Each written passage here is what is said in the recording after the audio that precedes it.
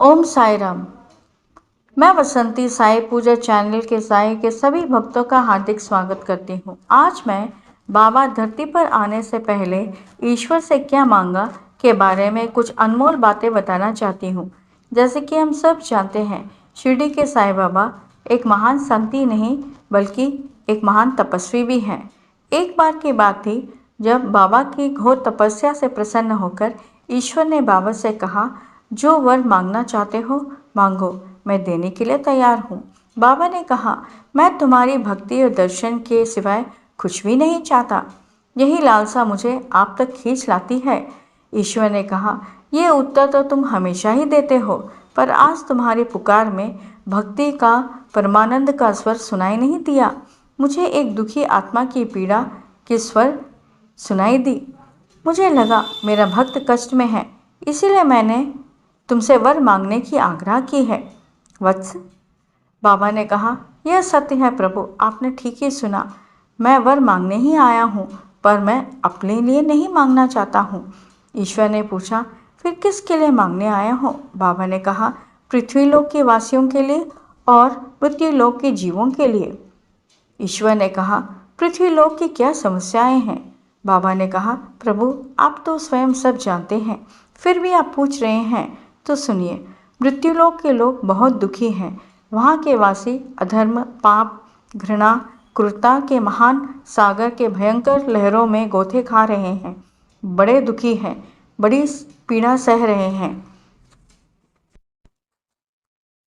ईश्वर ने पूछा, तो तुम मृत्युलोक देख आए हो वत्स? बाबा ने कहा, हाँ, जब से मैं पृथ्वीलोक छोड़ आया हूँ, मैं आपके दिव्य लोकों में विचरण कर आपकी स्मृति गान कर रहा हूँ, जहाँ भक्ति की मधुर धाराएं बहती है, जो अत्यंत परमानंद सुखद प्रदान करता है। महा साधु संतगण हवन कर पुण्य कार्य में विमग्न रहते हैं। मुझे लगा, क्यों ना पृथ्वीलोक भी एक भ्रमण कर आऊं। वहीं की हालत मुझसे देखी नहीं गई प्रभु, वे बहुत दुखी हैं। वहाँ मनुष्य धर्म, सत्य, परोपकार, प्रेम, करुणा के रास्ते से भटक गए हैं। हाहाकार मची है। मुझे बहुत दुखी हुआ है प्रभु। आपकी रची इस सुंदर संसार में इतनी वेदना, पीड़ा, कष्ट, अधर्म, पाप क्यों? सेवा की भावना, करुणा की भावना, प्रेम, दया, क्षमा और पूजा के लिए समय ही नहीं है। प्यार के बदले घृणा की भावना बढ़ रही है। मानव भटक गया है। उन्हें रास्ता दिखाइए प्रभु, उनका उद्धार कीजिए, उनको इस दलदल से बाहर निकाल दीजिए। आपका अवतार लेने का समय आ गया है प्रभु। इसी क्षण आप मानव जाति के दुखों को दूर कर सकते हैं। यही मेरी प्रार्थना है और यही मेरी विनती है। ईश्वर ने कहा, मानव तो अपने दुष्कर्म पापों से ही दुखी हो रहे हैं। मैं क्या कर सकता हूँ? उन्हें अपने कर्मों का फल भोगना ही होगा। बाबा ने कहा, प्रभु अचानक एक साथ सब दुष्कर्मी कैसे हो गए हैं? जब मैं पृथ्वीलोक में था तब का वातावरण बहुत ही सुंदर था। ईश्वर ने कहा, तुम तो सतयुग में थे वत्स, और अब कलयुग चल रहा है। बाबा ने कहा, इतनी जल्दी प्रभु? ईश्वर ने कहा, नहीं, जब तुम सतयुग में मानव का देह छोड़ आए तब से तुम दिव्य लोकों में भ्रमण कर रहे थे। इतनी देर में सतयुग, द्वापरयुग, त्रेतायुग भी गुजर गए। अब तुम कलयुग का समय है। वत्स, कलयुग का प्रभाव ही वैसा है कि धरती का वातावरण में पाप, अधर्म की वर्षा होती रहती है। कलयुग कर्मयुग होता है, जो जैसा करे वही भोगता है। बाबा ने कहा, मानव के कर्म इसीलिए अच्छे नहीं हैं क्योंकि उन पर कलयुग का प्रभाव है। प्रभु, जब वातावरण ही धर्म भक्ति न हो तो मानव का क्या दोष है? मानव के आचार विचार वैसे ही होंगे जैसे वातावरण होगा, पाप और घृणा के साथ। जब पाप की वर्षा होगी तो पाप से भीगे बिना मानव कैसे रह सकते हैं? अगर आप पाप की सज़ा देंगे तो वो अन्याय होगा। आप एक बाप नहीं, एक मात्र मूर्ति समझकर बनकर मानव की रक्षा करो और करुणा दिखाओ। अवतार लेके मानव की रक्षा करो, यही मेरी विनती है।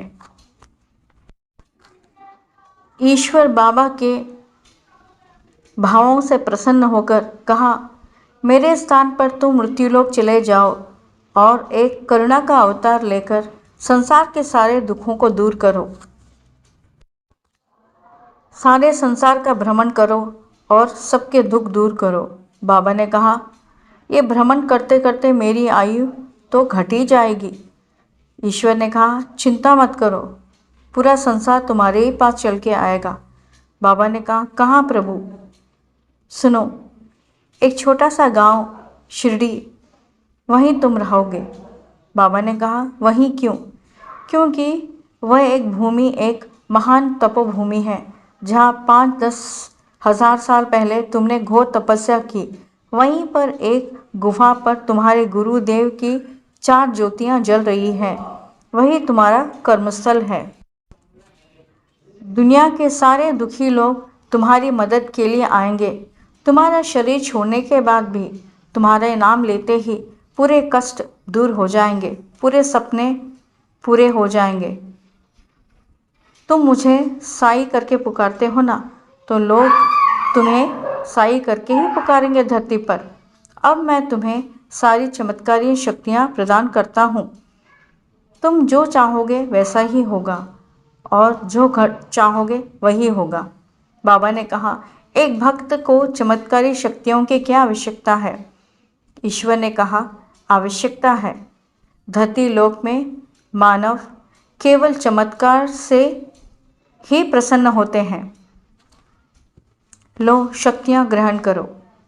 यही थी वो जगह जहाँ शिरडी के साईं बाबा ने प्रत्यक्ष दर्शन दिए और सबको चमत्कार दिखाए, भगवान के दर्शन दिए और हम सबको उद्धार किया है और करते रहेंगे। बस शिरडी के साईं बाबा पर अटूट विश्वास के साथ, प्रेम के साथ रहो। बाबा ज़रूर कृपा करेंगे। ओम साई राम।